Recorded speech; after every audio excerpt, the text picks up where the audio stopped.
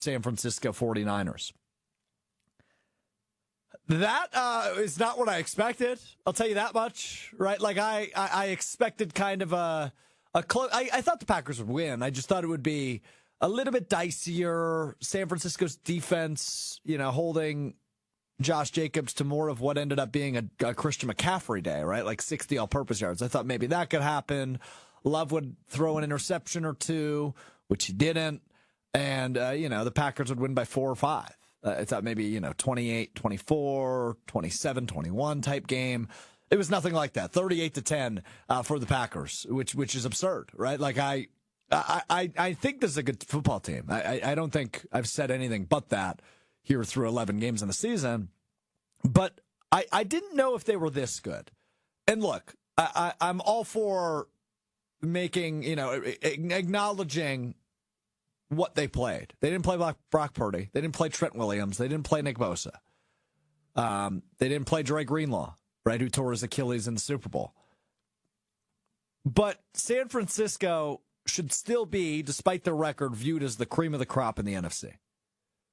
And to dismantle San Francisco and a really well-coached team by Kyle Shanahan, as well as the Packers did yesterday, is a huge feather in the cap for Matt LaFleur. Now, 3-4 in his career against Kyle Shanahan, 3-1 in the regular season, 0-3 in the postseason. But to effectively say, hey, San Francisco, we are not on the same level in terms of where we are in the NFC race. We are not on the same level. We're going to pound the ball down your throats. We're going to let Jordan Love make some plays. And truthfully, he made more plays than his receivers did, right? Christian Watson, who we'll talk about a bit later, dropping that effective dagger ahead of halftime. That was a big drop. Christian Watson's first drop of the season, by the way, despite a team that's top 3 in the league in drops. Christian Watson's first of the year. It was a big one, but luckily it didn't shake the momentum by any means as the Packers continued to roll in that second half.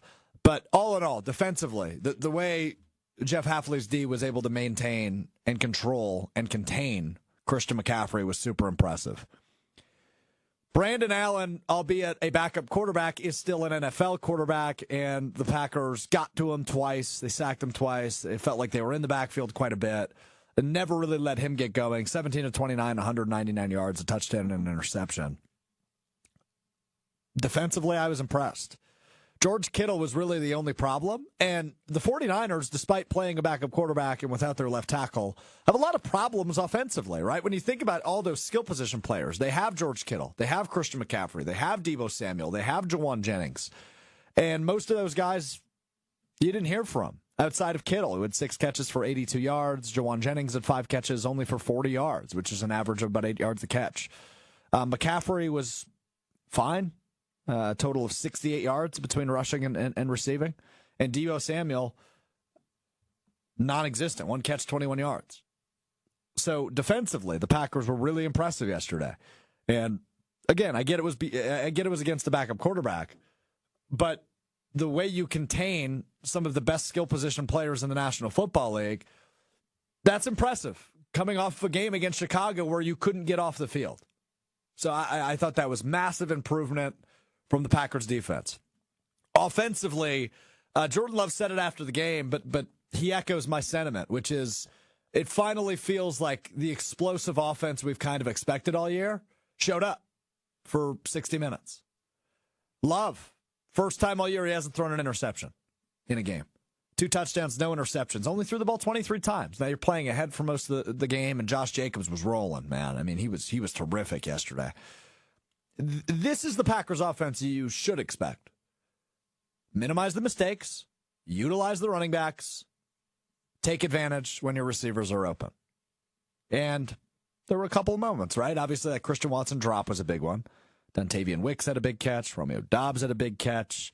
Tucker Kraft, obviously, on the touchdown run, just runs through some defenders, right? Like, that guy doesn't go down. Tucker Kraft is a fun player. Jaden Reed, again, kind of a minimal impact in this game, but you know what you have in him. He's probably your best skill position player offensively, not named Josh Jacobs. So all in all, this was a complete game. It felt like the first complimentary game and complete 60 minutes the Packers have played since the Arizona Cardinals game. So all in all, really, really impressive performance by this Packers team. And maybe nobody more impressive than the running back Josh Jacobs. As I mentioned, 26 carries, 106 yards. Not one, not two, but 3 touchdowns for Josh Jacobs. It's as simple as this. When you go out in the offseason and you make a splash move like the Packers did by bringing in Josh Jacobs, this is why you sign him. Yesterday is the reason you bring in a guy like Josh Jacobs. He's a big bruiser, cowbell back who will run straight through your face mask. And he did that. First downs, big carries, 3 touchdowns. Packers capitalizing in the red zone, which is something they haven't done a great job of this season. Josh Jacobs was the reason the Packers won the game, yes, but also he's the reason the Packers can make a run come January. If he continues to run at the level in which he did yesterday, about 4 yards a carry, but got into the end zone 3 times, consistent, falls forward, doesn't fumble, runs right into a defender, and frankly can run right through a defender. I mean, this is such an impactful free agent addition is Josh Jacobs. Such an impactful signing for Green Bay. I mean, he has just been huge for these guys. And at 8-3, despite being in third place, which I just saw the stat this morning, this is the first time since the NFL merger a team has had a record as good as 8-3, and that's only good for third place in their division. Packers are good. And yesterday was a really good display of that. And again, I get it, right? The Niners are beat up. But that's what you should do in games like that. When you're playing a backup quarterback, when you're playing a beat-up team, you should manhandle them if you have championship expectations like the Packers do. And they did just that, a 38-10 win. Mad City Brew in the ESPN Milwaukee YouTube chat. Heck yeah, happy Victory Monday. Chef Ed, Strophy, came close to nailing it. I said on Sunday Karma, they would have their most complete game of the season, 3 turnovers, which they had, and a 31-17 final score. Even better than that, 38-10. Nice call, Chef Ed. Absolutely. I mean, it was their most complete game of the season. I'd have a hard time arguing that. Arizona's number 2, but Jordan Love threw an interception in that game. He didn't do that yesterday, which I hope gives Packers fans, because it does give me faith, but I hope it gives all Packers fans a little bit of faith that Jordan Love is kind of reverting to his second half of last season's self. I'm not saying he's going to be that efficient, and I'm not saying he's even going to be that good. But to watch him play a mistake-free game, it's a big step, right? The only time he threw an interception yesterday was on a free play, offsetting penalties. He had a couple of questionable throws, but all in all, I thought he was really good yesterday. And now back-to-back weeks, Jordan Love has looked like himself again. So those injuries clearly, I don't want to say derailed what Love is capable of, but they minimized what his typical impact could be. And to see him come back after the bye, play a really nice game in Chicago, only threw the ball 17 times last week. And then again this week, I think, what did I say, 23 times he threw the ball? 13 of 23. You'd like to see that completion percentage a little bit higher. But 2 touchdowns, no interceptions, only got sacked twice. Didn't make a ton of plays with his legs, but that's okay. When you've got Josh Jacobs running the ball 26 times and Emmanuel Wilson running at 9, you don't need him to use his legs. It opens things up in the passing game. And I just thought it was an exceptional job by Matt LaFleur in terms of game calling and everything that went into that game plan. They destroyed, dismantled, and dominated the San Francisco 49ers, which is not something you're used to saying since Matt LaFleur has been the head coach of the Green Bay Packers. So all in all, really, really encouraging performance by the Packers. But now you got to look ahead, right? I mean, this is a short week. You don't get a day to celebrate. You don't get an off day. Packers are back in action in 3 days. They play Thursday night at Lambeau against the Miami Dolphins. It is the nightcap in terms of Thanksgiving football. And it's an important one. I mean, if you can lose one more game, if you want to stay pace, right, with the Lions who won yesterday, with the Vikings who won yesterday, Vikings are 9-2, Lions are 10-1. If you want to keep pace in this division, you have to pretty much win out, I would guess now at this point with only 6 games remaining. But if you're going to drop one, the one with the least amount of consequence is Miami. And they're playing good football right now. We'll preview that game here in a little bit because it is one that has my attention all of a sudden now that Tua Tagovailoa is back operating that offense. They've won 3 in a row. it's a better team than maybe you expected you were going to play a few weeks ago. So Miami is a big one. I mean, it really is, especially if you want to keep pace in this division.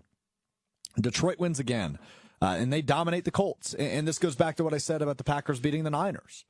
If you are the team you think you are, if you think you are a legitimate Super Bowl contender or NFC Championship game contender, you need to beat bad teams when they're down. The Lions did that yesterday, and the Packers also did that yesterday, which certainly for Green Bay's sake means they're trending in the right direction. But I've pondered this for the last few weeks, and it comes back up now today. What do we know about the Packers through 11 games? Right? Like, I'm not necessarily asking what their identity is, but that's kind of what I'm asking. What do we know about the Green Bay Packers through 11 games? I think what we've certainly learned the last 2 weeks, and as we get into the colder months and as we get into the postseason, where a lot of NFC teams are playing in cold climates, right? Detroit, Philadelphia, Green Bay, obviously, if they somehow find a way to get a home game. You're going to be playing in these colder climates. You got to utilize that backfield. The Packers have done an exquisite job of that the last few weeks. Josh Jacobs has been terrific out of the backfield.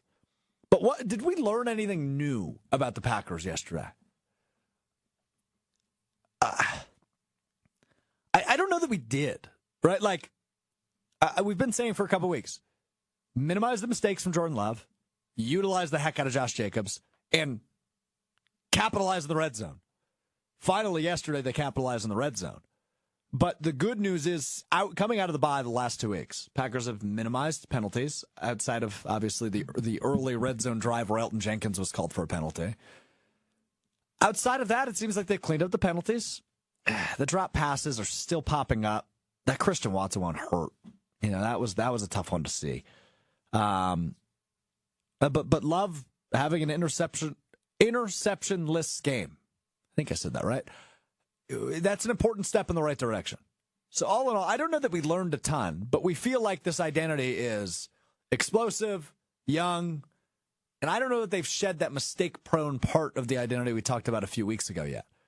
Still some penalties you'd like to see get cleaned up. Still some drops you'd like to see get cleaned up. Jordan Love is throwing less interceptions. And hey, it was a nice bounce-back game for Quay Walker. He's not missing tackles. He's not losing tackles. Like last week when he got Roschon Johnson at the 3-yard line, he allowed him to get into the end zone still. Had him wrapped up, carried him forward 9 feet. So kind of a nice rebound game for Quay Walker.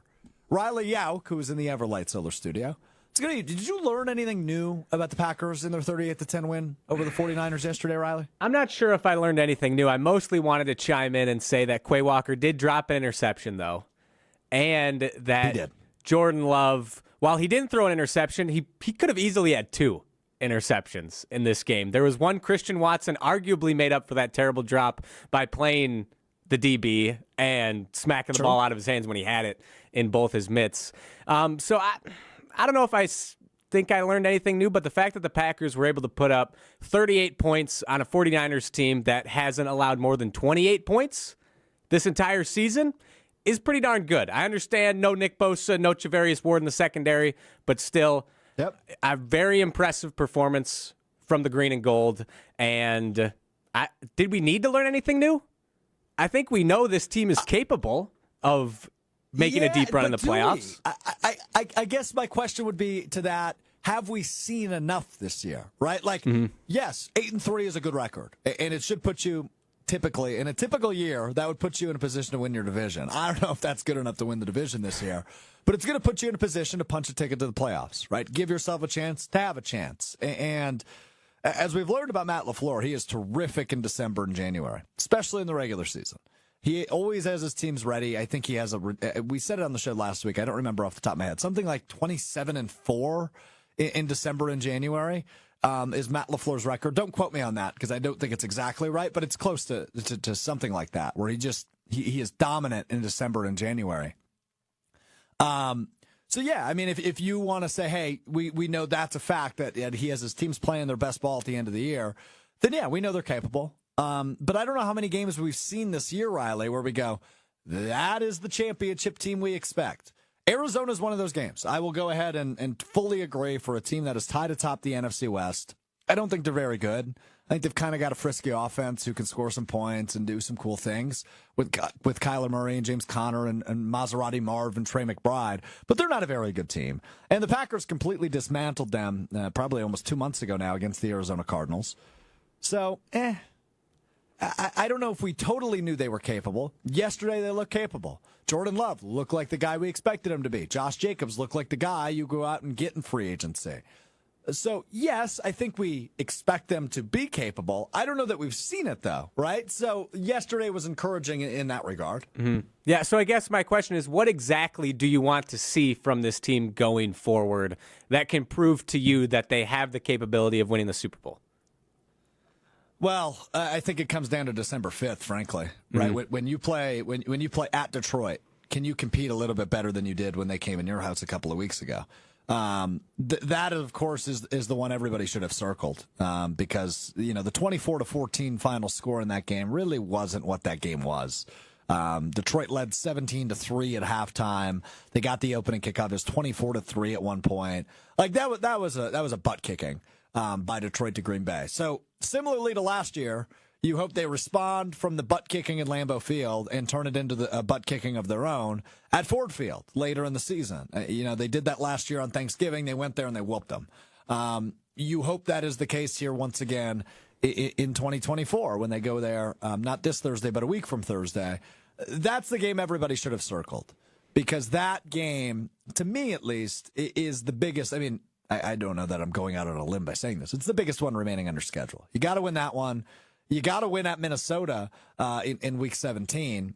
And, again, you give yourself a chance to have a chance. But if you can go out to Detroit in a few weeks and say, hey, don't count us out. We still belong. We are still capable, to use your word, Riley.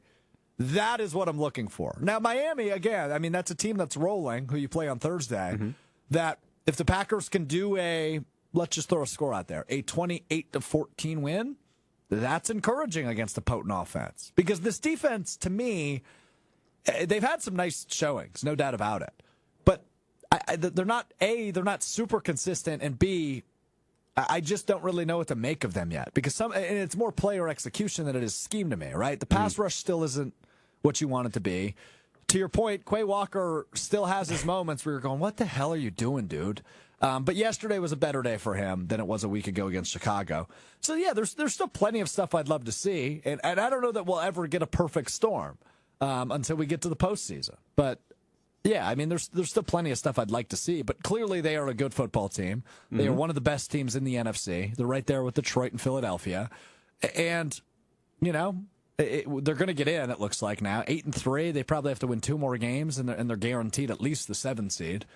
So give yourself a chance to have a chance, but in the meantime, look, to use your word again, capable of being a championship team. Yeah, exactly. Because I would say all I need to see the rest of the regular season from the Packers, Jordan Love now has 1 game where he didn't throw a pick. If he can string together 3 more games, that'll be 4. So say the Packers get the wild card game. If he can prove he can go 4 consecutive games without throwing an interception, and the pass rush maybe generate 1 sack in the next 3 games as well, I'm confident the Packers can win the Super Bowl. If they can't do that, I'll be a little more nervous come playoff time.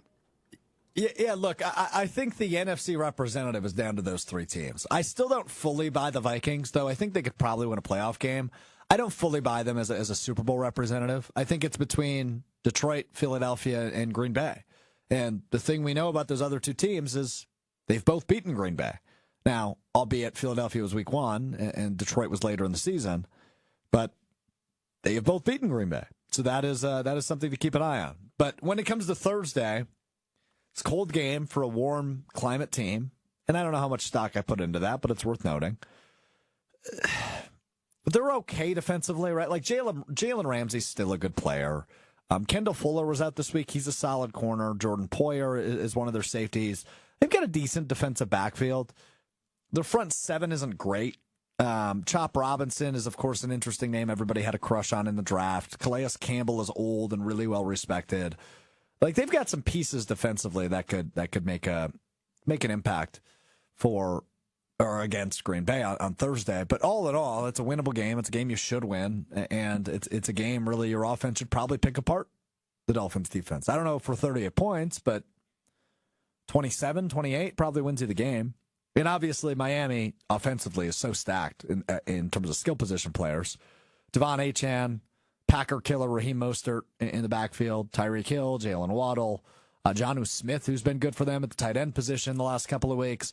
Miami's rolling, and they need to win a lot of games in order to get in order to reach their preseason expectations. They're 5-6. They're under 500, and every team the Packers have played that's 500 or worse, they've beaten. The teams above 500, they've lost to. So you can only play who's in front of you, but according to statistics, this is a game the Packers should win on Thursday. So we'll continue to preview that one coming up in a bit. Also want to hit Stock Up, Stock Down, which we do each and every Monday, or each and every day, I should say, following Packers games. A couple of Thursday night games coming up the next 2 weeks. So we will dive into Stock Up, Stock Down coming up next. But first, got to tell you about my friends, Door County Distillery, locally produced, handcrafted, award-winning spirits made locally in beautiful Door County. Holidays are coming quick, man. Elevate your holiday gathering. Door County Distillery. It's affordable. It's delicious. It's award-winning. It's local. It's the best. You got to do it. Elevate your Thanksgiving party coming up this week or this weekend. If you're like my family and you've got a couple spread over the weekend, I'll be bringing the bourbon around from Door County Distillery. Love the bourbon. Need everybody to try it. Single malt whiskey or brandy, depending what you like in your old fashions. Door County Distillery does have cherry brandy made with local Door County cherries. Delicious in your cherry old fashions. Or you could do maybe a warm drink as the weather continues to get cooler. That apple brandy, good for hot toddies. You can do a warm drink with the bourbon I know we've featured in the past. Brandies, rums, gins, vodkas, whiskeys, all the in-betweens. Door County Distillery's got you covered. Go check out your local liquor store or your local retailer. Right? I know they're in Woodman's, other big grocers like that, Festival Foods across the state. Go check them out. Grab a few bottles. Everybody's going to love your Thanksgiving gathering. I mean, you're staying up late on Thursday. Packers play late. Door County Distillery can help you there. DoorCountyDistillery.com to find the retailer nearest you, as well as a huge list of unique cocktail recipes. We'll step aside for 60 seconds. When we come back, stock up, stock down after game number 11 for the Green Bay Packers. Spoiler alert, a lot of stock up, not a lot of stock down. We will dive into that coming up next. We will also continue to preview Thursday's matchup between the Packers and the Dolphins. And Riley, being the UW alum he is, I'm going to give him an opportunity to get it off of his chest. 4 losses in a row for the Badgers. Dylan Raiola, man, he didn't have to do a ton, and he smoked the Badgers on Saturday. So we will dive in to the Badgers' 4th consecutive loss and preview Friday's Axe game against Minnesota as well, coming up after the break. It's Mr. Relevant, I'm Alex Strouf. Fall is here, and once again it has me asking the question, where in the world is Door County Distillery today? It brings me to the great Liberty Station off the Beltline in Madison. Let's go into Liberty Station. Always a good time to enjoy a Door County Distillery old-fashioned made with the delicious cherry brandy, which of course is infused with famous cherries from Door County. Whether you're making an old-fashioned, just splashing in some lemon or lime juice, or just mixing it with a soda, nothing better than the cherry brandy from Door County Distillery. You can enjoy it everywhere, whether it's a tailgate, a holiday gathering, or you're sitting out at the patio right here at Liberty Station. Do it right with the Door County Distillery Cherry Brandy. Check out their website with a huge list of unique cocktail recipes at DoorCountyDistillery.com. That's DoorCountyDistillery.com. Yeah, DoorCountyDistillery.com is the website for the award-winning and local Door County Distillery. Okay, we do this every Monday, typically. I mean, it's going to be Fridays the next couple of weeks. Actually, not this week, because we will not have a show on Friday. I'm off due to the holiday. Might throw something in the podcast feed, though. And if you're not subscribed, if you're just joining us for the first time, this is Mr. Relevant. We do this every Monday, Wednesday, and Friday, beginning at 12:30 Central on ESPN Milwaukee and ESPN Madison on YouTube and Facebook. And, of course, the podcast feed, Apple Podcasts, Spotify, Wisconsin On Demand, wherever you get your podcasts. Just search Mr. Relevant. It will be the first result. We do this 3 times a week. And in the podcast feed, I'm uploading exclusives all the time. I don't know if maybe you're a YouTube fan. Weekly Wildy with Jason Wildy. I upload that every Thursday. Will be Wednesday the next 2 weeks. So extra content in the podcast feed as well. So if you don't mind, go ahead. Pull up Apple Podcasts, Spotify, click subscribe. Rate us 5 stars. We appreciate the support, as always. So anyway, we do this every day after Packer games. Stock up for some players, stock down for some players. And we just kind of go week by week and we evaluate, okay, in our head, who has evolved, who didn't play their best game, who are we worried about? And I think it's just a good pulse test to kind of go week by week and take a look at it. So we will start all with stock ups because I only have one real stock down from yesterday. I thought it was a really complete game by the Packers. Don't have a lot of complaints to walk away. Let's start with stock up with Josh Jacobs.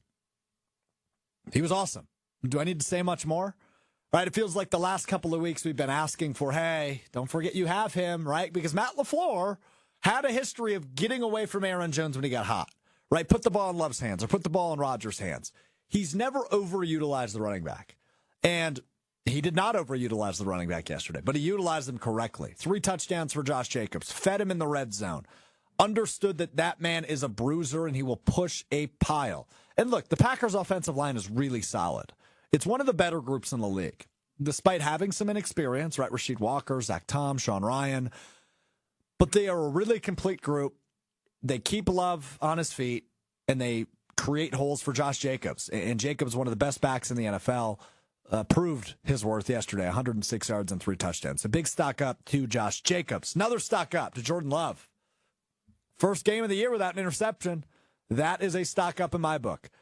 If Love can play turnover-free football, I have a hard time believing that the Packers would lose another game. I'm serious when I say that. Football sometimes is broken down pretty simply. It's typically if you win the turnover battle, you win the time of possession battle, you typically win the game. I know that sounds simple and stupid, but it's true. And if Jordan Love is not throwing bad interceptions like he has several times this year, you're going to be in a much better position to win football games. So stock up this week to Jordan Love, who I have been hard on this year. Now, as Riley pointed out a bit earlier, he did have some bad passes that could have been picked off. Luckily, they weren't. Christian Watson saved him on one. But all in all, stock up for Jordan Love. And my last stock up, kind of a weird one, but it's worth noting. Brandon McManus was 5 for 5 on extra points, was 1 for 1 on field goals. That wasn't a given at the beginning of the season. That wasn't a given last season. So I want to remind Packers fans, don't take the veteran, savvy, smooth, reliable kicker for granted. Because this was a major, major problem all of last year and into the beginning of this season. You couldn't rely on your kicker. And Brandon McManus has been super reliable for the Packers. I think he only has 1 missed field goal on the year now. So I just, subtle reminder for Packers fans, don't take the veteran kicker for granted. Brandon McManus, stock up. Really nice game for him. 5 for 5 on extra points and 1 for 1 on field goals. A total, of course, of 8 points for him in a 38-10 win. Not too shabby for the veteran kicker, Brandon McManus. Let's go to stock down. I only have one, and it's Christian Watson, who had kind of his breakout game last week against the Chicago Bears. Came up in huge moments late in that game. And this is kind of the give and take of the Packers receiving situation. You've got 3 really good guys in Romeo Doubs, Christian Watson, and Jaden Reed. And I guess a 4th if you want to count Tucker Kraft. And 1 guy with really high potential who's been unreliable in Dontavian Wicks. So eventually, one of these guys is going to make a play that makes you kick yourself or, slam something in frustration. Yesterday, that play was Christian Watson. At the end of the first half, Jordan Love, as perfect of a throw as maybe he's thrown all season, hits Christian Watson in stride. That would have been a walk-in touchdown at the end of the first half, which really would have sealed the deal for me.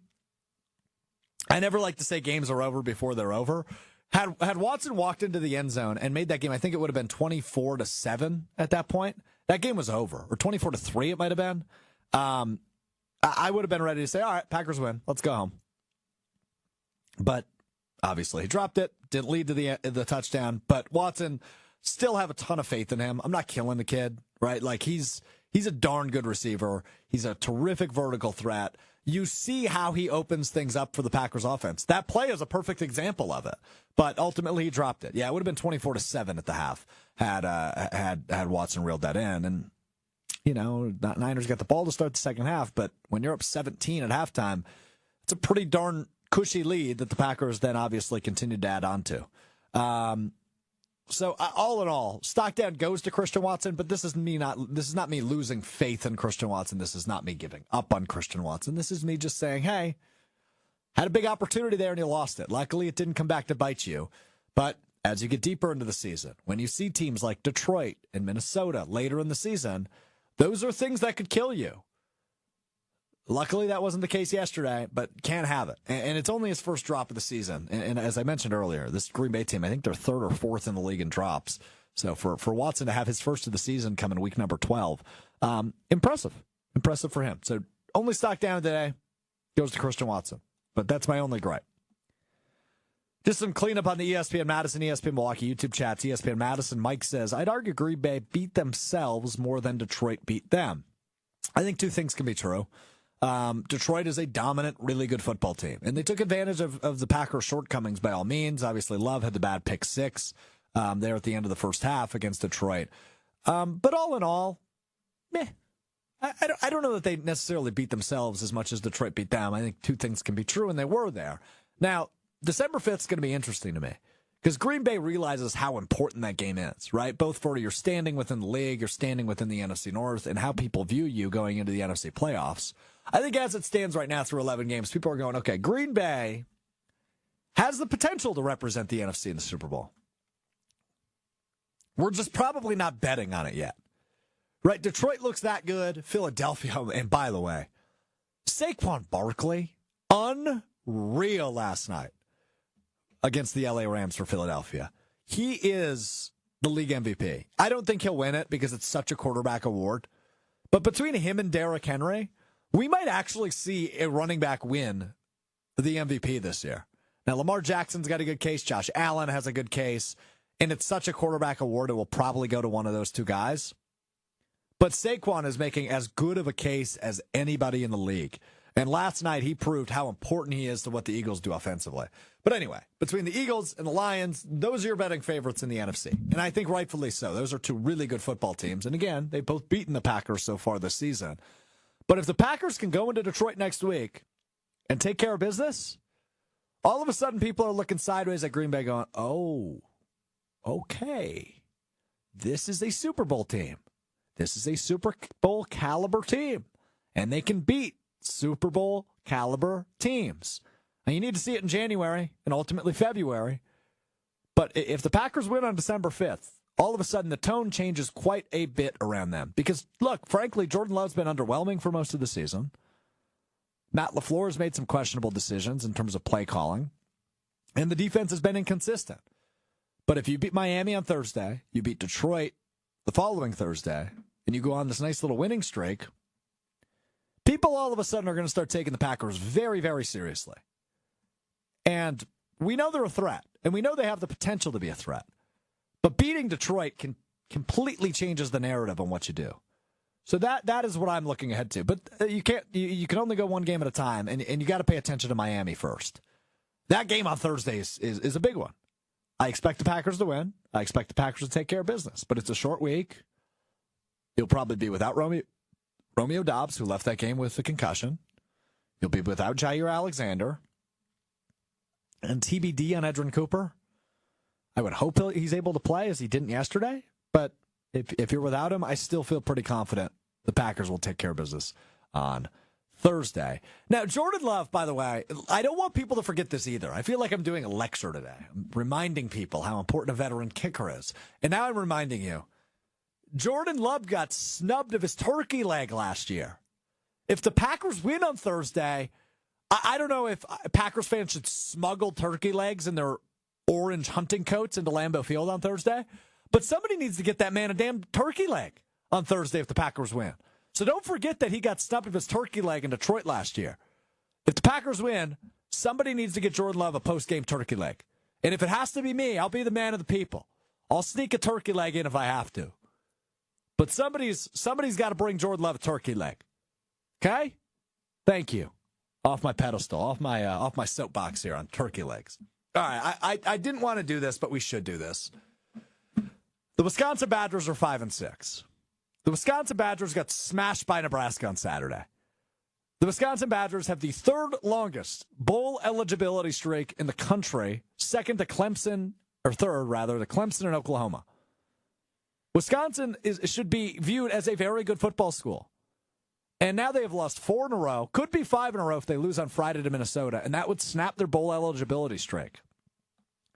We talked about it last Monday following the firing of Phil Longo, the offensive coordinator, and then Luke Fickell's, I don't even know what the right word is, inability to name a play caller to the media.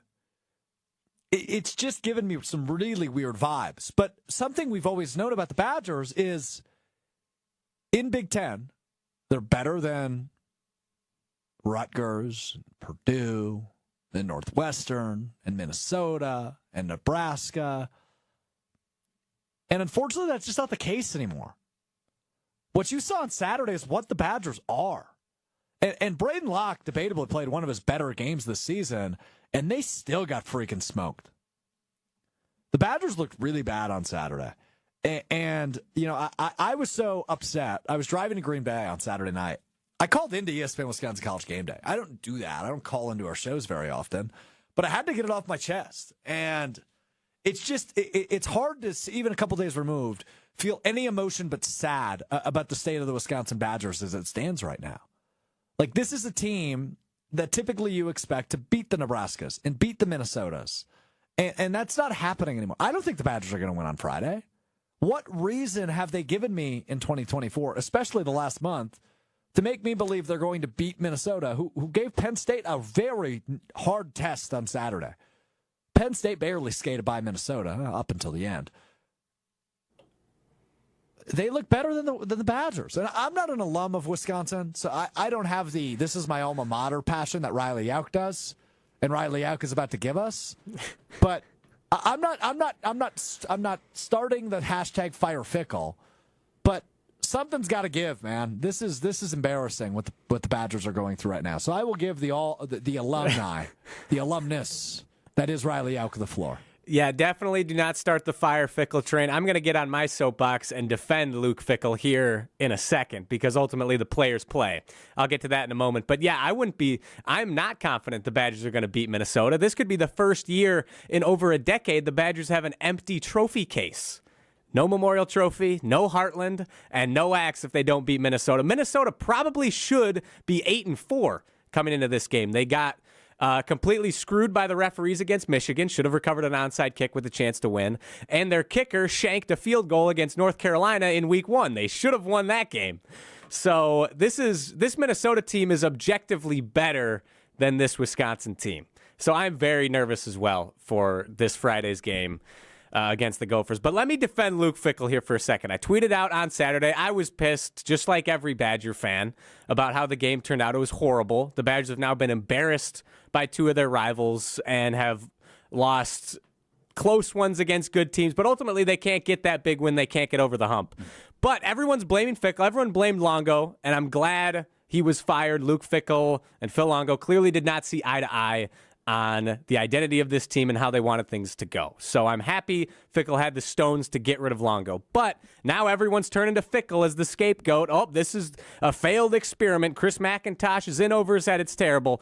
But ultimately, I think that the players play and that ultimately execution is why this team is sitting at 5-6 and in danger of not going to a bowl. You can put that on the coaches overall, maybe, but let me just get into this for a second. I think there have been game-changing plays that have nothing to do with coaching that have happened in every single loss, starting with Alabama.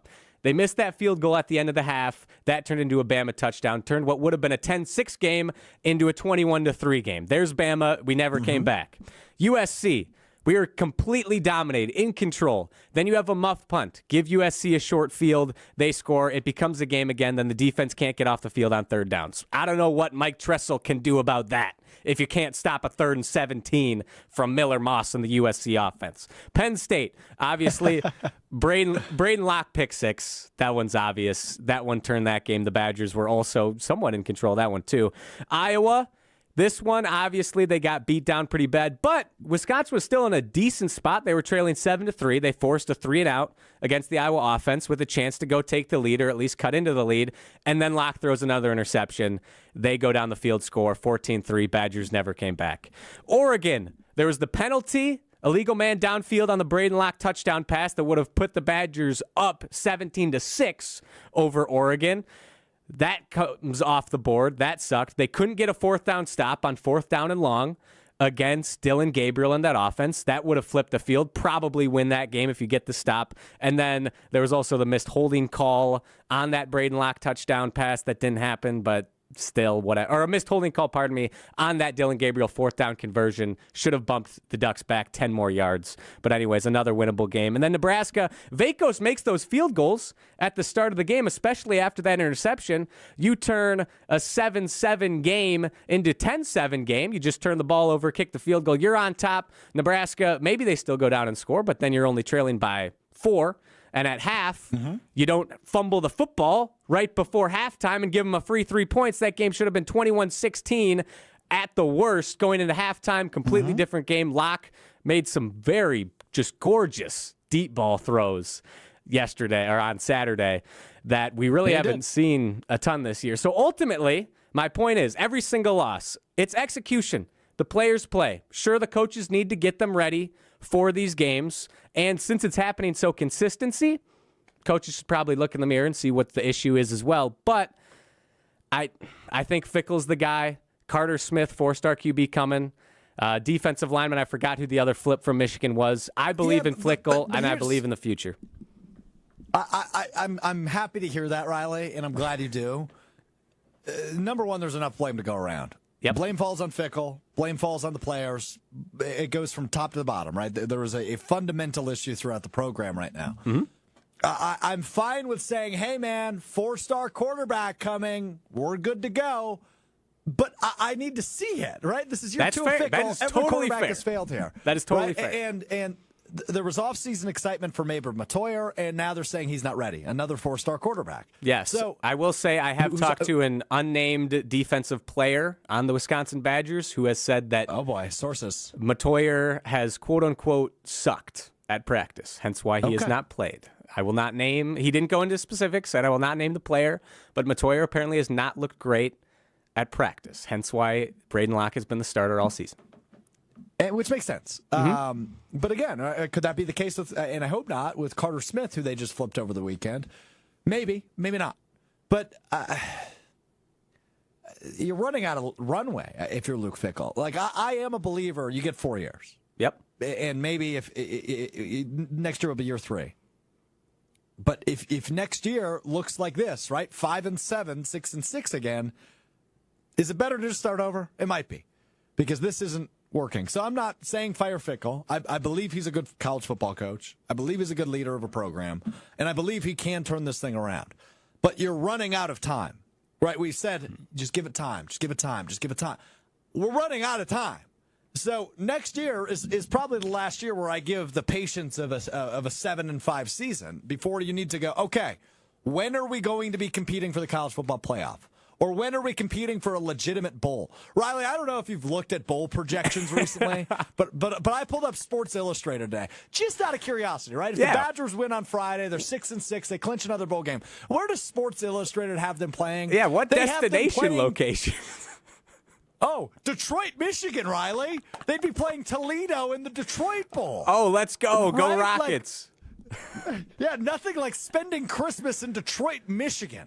And you know, like, the cool part about bowl games, especially for college kids, is like, okay, maybe you get to go to Hawaii or Vegas or Arizona or Orlando, right? Go to a warm destination over the holidays in your winter break, get a little tan going, play in a cool bowl game. No, the Badgers get to go play frickin' Toledo in the Detroit Bowl. That's what Sports Illustrated's projecting if they win on Friday. So that's how far this program's fallen. The frickin' Detroit Bowl. They were in the Orange Bowl 5 years ago. The Detroit Bowl? I didn't even know that existed. Yeah. The Detroit Bowl against Toledo. Toledo! Yeah, that's where this program has fallen to. That's the game that you'll see the Rutgers and the Purdues and the Minnesotas and the Illinois. That's where they used to play.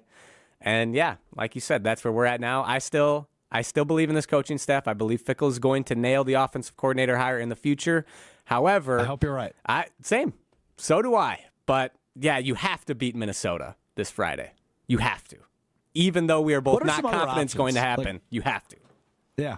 No, right. You have to. You have to. What are some other options? Maybe the Pinstripe Bowl again, which the Badgers were in a few times. I've even seen if there aren't enough bowl-eligible teams and the Badgers still win, they go to a spot that would typically be reserved for like a MAC school or a CUSA school, like the Boca Raton great. Bowl, our Good Karma Brands Bowl down in Boca Raton. Oh yeah, that'd be fun. Yeah, look, I mean, it's bad, but we will see. Yes. So anyway, good rant there by Riley Yauk, Thank you. the esteemed alumnus of the University of Wisconsin-Madison. I'm a Badgers fan, but I turned it off on Saturday. I don't know how you watch that. I got in my car, actually, is what I did. I was like, okay, I'm going to wait till the end of the game to drive to Green Bay. Nope. End of the third quarter. Jumped in my car. Listened to the rest of it on the radio with our buddy Tauschi and flipped on ESPN Wisconsin College Game Day with Alex Gravatt and Adam Mertz. And then Brad Nortman and I happened to call in at the same moment. And me and Brad just got it off our chest. It's like free therapy when you call into shows like that. So if you're ever feeling upset about the Packers or the Badgers, ESPN Wisconsin is your place to be. Hey, but I will say, my weekend got turned around on Underdog, UnderdogFantasy.com. Won $138 yesterday on Underdog. 3-pick entry, threw $25 down on it, nailed all three in the Packers and in the Packers game yesterday. Here's what I picked. I had McCaffrey lower than 113 total yards, George Kittle higher than 37.5 receiving yards, and Josh Jacobs higher than a half a touchdown. Well, he had three of them, so that part helped. 25 won me $138. So I'm riding high into Monday Night Football tonight on Underdog and UnderdogFantasy.com. Use promo code GoodKarma at signup, GOODKARMA, Good Karma at signup. Get up to a 50% deposit match and a free pick at signup. Elevate your game watching experience. It's made it so much fun to watch games. Maybe I typically wouldn't. College basketball I've been doing a lot. And by the way, the Maui starts tonight. Stacked field in the Maui. Stacked field in the Maui Invitational, which starts tonight, so I'll be betting along on there on Underdog. But also some Monday Night Football entries tonight for me on Underdog. So extra $138 in my pocket. I'm not complaining about that. Why don't you do the same thing? Underdog app is free to download, and I mean, even if you're hesitant, right? Maybe watching sports that way, you're not super into it yet. Throw $20 in the Underdog app. You get an extra 10 to play with, and you can make as low as a $1 an entry. Right, you can turn $1 into $1,000 on Underdog by going up to 8 players in your pick'em entry. All you do is select higher or lower on player projections on their stats, and you can win up to 1,000 times your money. For me, I took a big swing. Joshy told us on Friday's show what he had cooking up for an 8 entry touchdown entry on Underdog. I went 4 of 8, so lost $5 there, but. As I mentioned, I won $138 on a 3-play entry. So just looking at tonight, Monday Night Football, here's what I'm looking at. Derrick Henry, higher, half a touchdown. Justin Herbert, I think I'm going to go higher on 262.5 passing yards. And Zay Flowers, higher, 23.5 longest reception. I think he's going to have a big catch tonight. That wins you 4.2 your money, 4.2 times your money. So $10 wins you 42 on the Underdog app. Derrick Henry higher than half of a touchdown. Justin Herbert higher than 262.5 passing yards, and Zay Flowers higher than 23.5 on his longest reception. Might tweak that. I will tweet out what I end up picking on Twitter at Alex_STROUF. But gut feeling, those are the 3 I like right now. But I'll tweet out my entry ahead of Monday Night Football tonight. And I might mix in some Maui Invitation. I'll be watching some college basketball tonight. My girlfriend's getting her hair done. So it's me and the sports tonight. It's going to be great. A little Door County Distillery, a little college basketball, a little NFL football. Just laying on the couch. It's going to be a great Monday night. Can't wait. All right, time now for What We Learned. You learn something new every day. I learned something new today. I don't know if Riley learned something new today. He didn't tell me if he had a What We Learned or not. Riley, did you learn something new? I did. Or just same old, same old? Okay, tell me about it. All righty. So I guess let's go back to Saturday and some college football. I learned that the SEC conference this year, at least in football, is horribly overrated. They're so mediocre this year. Sure you have is. Alabama, Ole Miss, and Texas A&M all got their 3rd loss of the season this Saturday, all against unranked teams. I don't want to hear none of this BS about it. SEC 3-loss team should get in the playoff because if you look at the Vegas spread, an 3-loss Alabama would still be favored over a 1-loss Indiana. I don't care. That's why the games are played. Alabama was favored over Oklahoma, 4-win Oklahoma or whatever they were, and they got beat by 21 points. The SEC, horribly overrated. They're mediocre this year. They're not cannibalizing themselves. They're just not all that great. So that's what I learned this weekend, and I'm glad we can finally It's very true. get rid of that narrative. I'm done. Indiana is in the playoff. I really like that, Riley. Yeah, Indiana's going to make it, despite losing to Ohio State on Saturday. But it's a cool story. I like that. Kurt Cignetti, obviously, the new head coach at Indiana, has those boys playing really, really good football. And although they did fall short on Saturday, Ohio State's a really good team, and their only loss is to Oregon, and they'll probably see them again in the Big Ten championship game. So that's as things stand right now, and that would be a fun rematch. I think that Big Ten championship game is also on my birthday. Going to be a good sports day. You've got Badgers, Marquette, both top 15 teams now. AP poll came out while we've been on the air here, Riley. Yeah, they're 15th, Badgers right? number 15.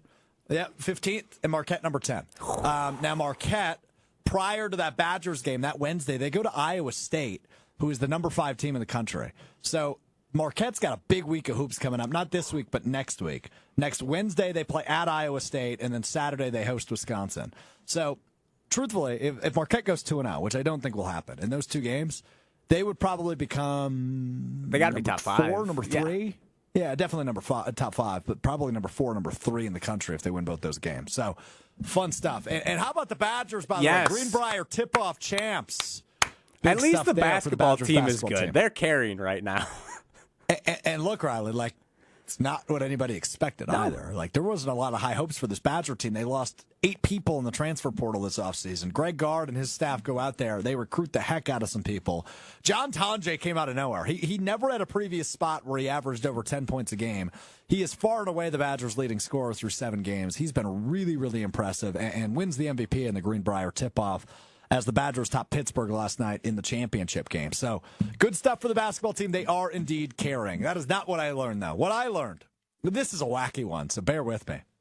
So, there is a new media outlet, relatively new in the last few years, called the 33rd Team. It's Mike Tannenbaum's analytical website, but also personalities. The St. Brown podcast, which we've played clips from on here before with Equanimous and Amon-Ra St. Brown, is on the 33rd Team. What exactly do they do?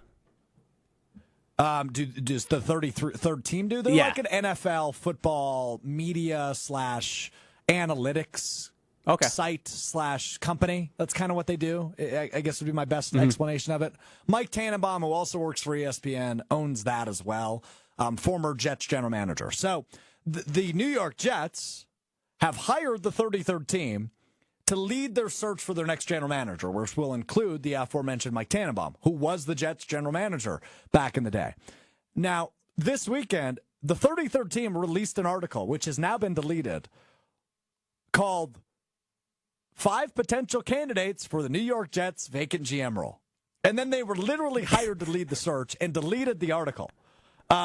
It's just a hilarious story. It's now the 33rd Team earlier today announcing they will offer services to universities and professional teams to lead candidate searches. But they also released an opinionated article just days ago with 5 candidates, none of which were very exciting. So that's what I learned today. The world is weird, man.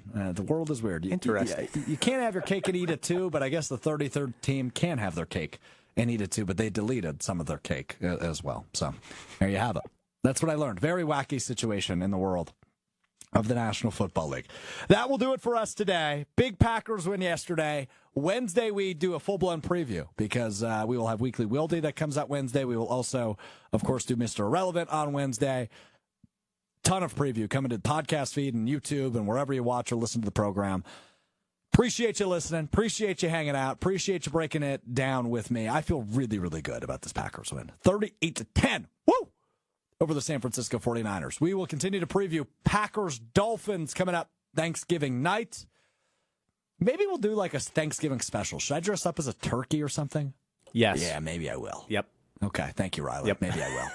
Maybe I will for Wednesday's show. All right, we'll talk to you Thursday beginning at 12:30. Tiny Hands returns. Joshy returns Wednesday as we continue to preview Packers Dolphins. Big thanks to Riley Yauk for running the show today. This has been Mr. Relevant, presented by Door County Distillery. I'm Alex Strouf. Peace.